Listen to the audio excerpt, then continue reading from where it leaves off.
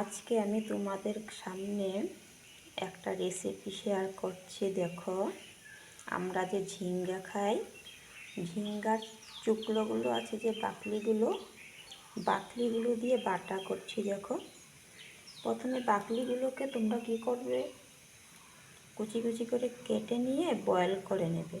Boil করে নিয়ে তাতে তোমরা অল্প রসুন দেবে আন্দাজ মতন তোমাদের, তারপর মরিচ দেবে তোমরা যে যতটুকু ঝাল খাও, দিয়ে তারপর ওগুলোকে বাটবে। বেটে কেউ কেউ কাঁচাও খায়, কেউ আবার এরকম কড়াইয়ে নেড়ে খায়। তা আমরা কড়াইয়ে নেড়ে খাবো আজকে।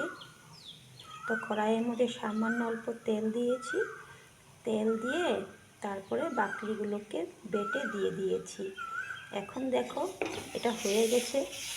তারপরে অল্প একটু ভাজা ভাজা হয়ে গেলে বা শুকনো শুকনো জলটা যদি ছেড়ে দেয়, এটার মধ্যে অল্প সামান্য লবণ দেবে আন্দাজ মতন, অল্প হলদি দিয়ে নেড়ে চেড়ে নামিয়ে দেবে।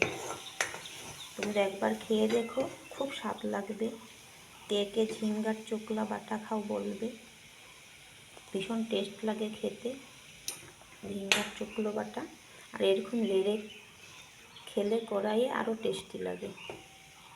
তোমাদের রেসিপিটা কেমন লাগলো বলবে। Bye bye.